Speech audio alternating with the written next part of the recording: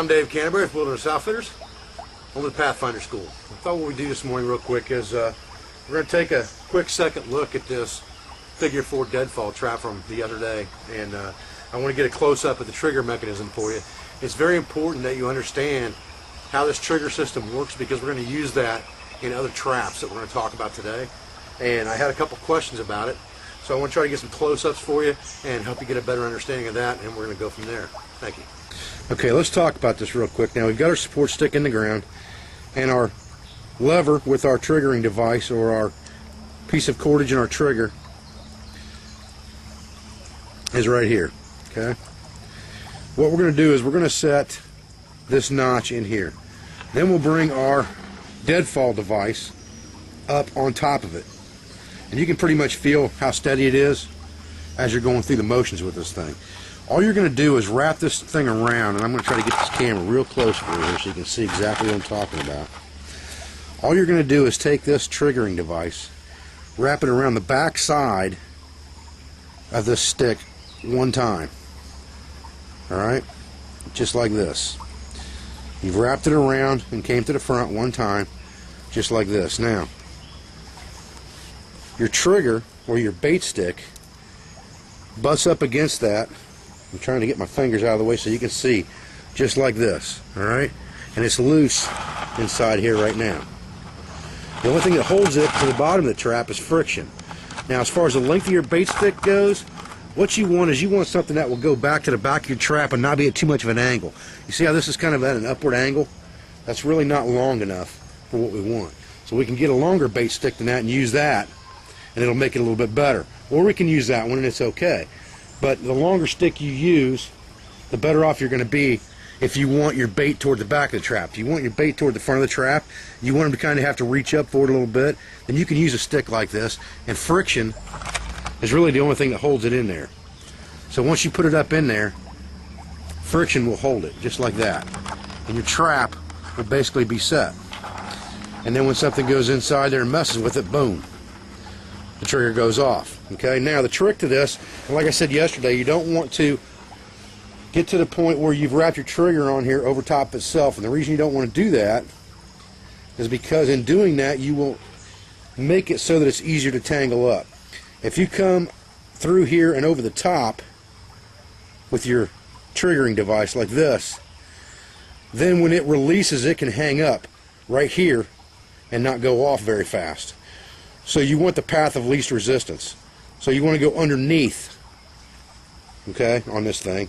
And it doesn't matter which side you go, left or right to left with your wrap. That part really doesn't matter, as long as you've got a good steady hold. Okay? So that's that. Okay, let's talk about trapping something just a little bit bigger. Alright? We've got some components down there. We've got a couple of Y branches. We've got a stick. We've got a stone to hammer with. We've got a little bit of paracord. We've got a sapling right here beside the trail. First thing we're going to do is we're going to strip all the branches off this sapling. There again, path of least resistance. If we leave those branches and stuff on there, it's not going to have as much spring as it would have. We strip it off. So we're going to strip it off with our knife first.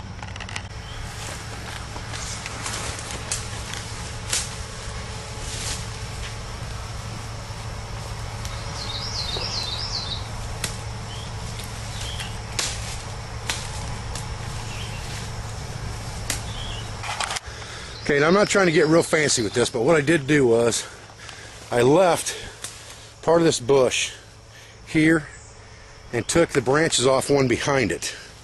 Okay? And I'll show you why I did that. It's going to camouflage things a little better, and it's going to work just as effective here in a minute. And I'll show you how that's going to work right now. Okay, one thing about this type of trap, and this is going to be a pickup type snare. We don't want to put this trap right on the trail. We don't want deer tripping over it, or larger game like that, setting it off and tripping over it. We only want the small game.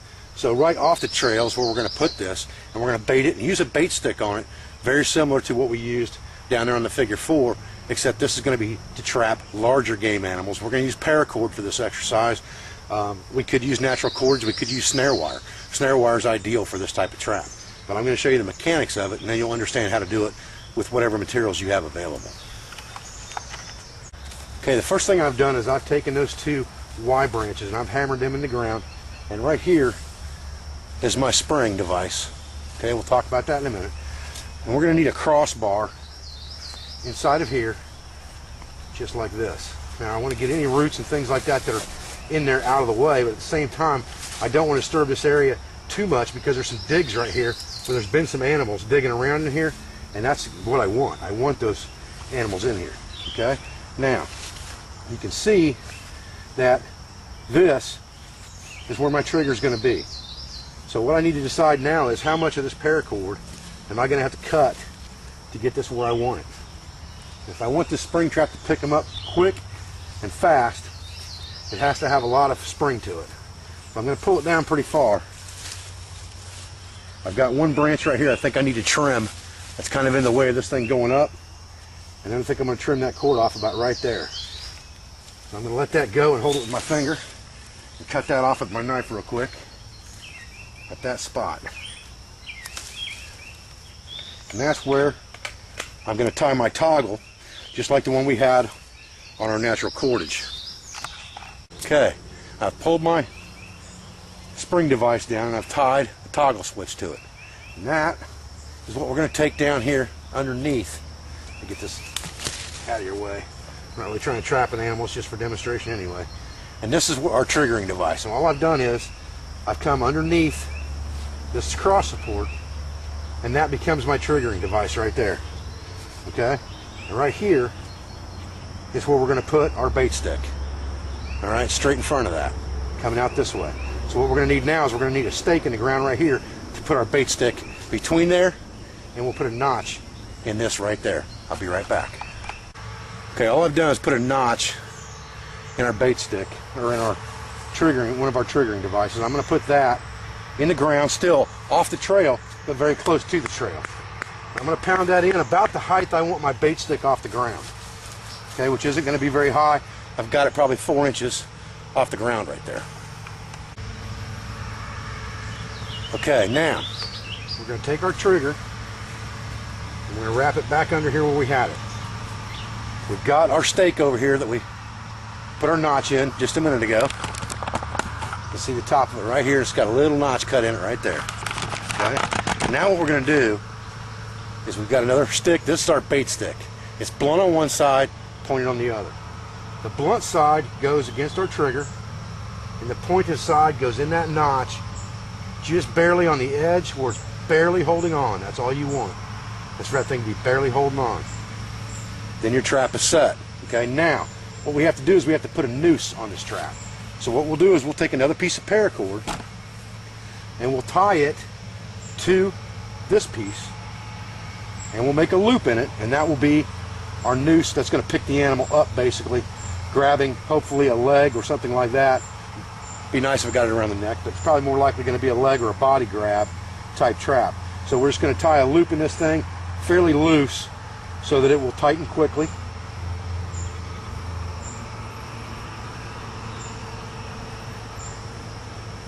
We want basically just a slip in there so it slips very easily. And that is going to lay underneath here just like this.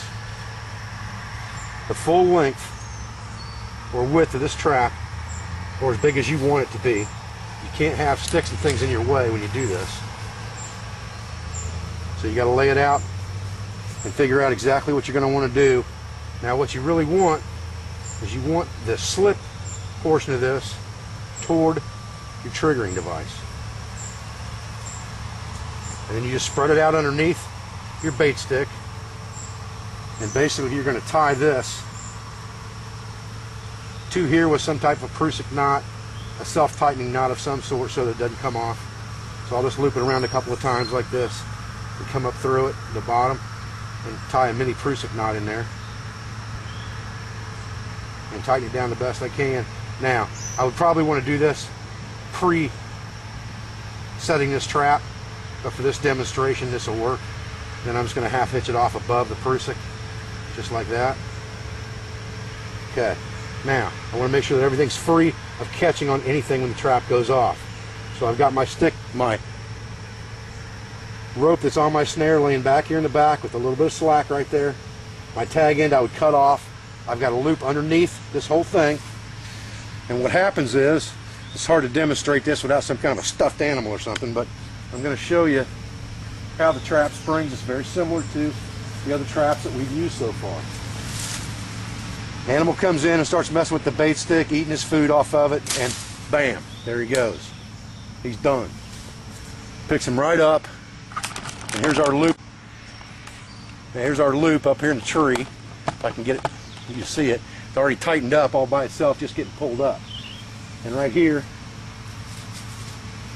is our actual trigger. Okay, so it yanked it up in there. Now, do we want this to be a little shorter? Maybe we do. Maybe we do. Because when it lifts up, we'd like to have it off the ground. So that being the case, I would say we're going to need to make this loop a little bit smaller. Because the idea of this is when it whips up and catches him, you want him off the ground. If your loop is still on the ground, even though it tightens up around the animal, he's going to be running around the ground trying to get away and possibly chewing on your paracord and getting away. You want him up off the ground. So we're going to tighten this loop up a little bit more. Okay, we can do a couple things right now, guys, to curb the situation we had where the trap went off and the loop wasn't high enough up off the ground. We can take this and we can tie it directly up here to our branch, the same branch that our trigger's tied to, and loop it into that, and that will take up all of that slack. Then we won't have to worry about it not getting picked up off the ground. And then we'll just move this over. That reduces the size of our loop slightly, but I'm working with the same piece of paracord I had here, so it doesn't really matter. As long as you haven't got any plants in your way and you can move all this stuff and make the loop big enough to go. So he has to stand inside the loop when he's eating off the bait stick. And then, let's kind of see what we got now. Okay, now that loop has been jerked up, clear up into the next tree. I doubt the animal would have been flipped up that high. But if the animal's in this loop, he's going to be up off the ground. And that's what we want. That's exactly what we want.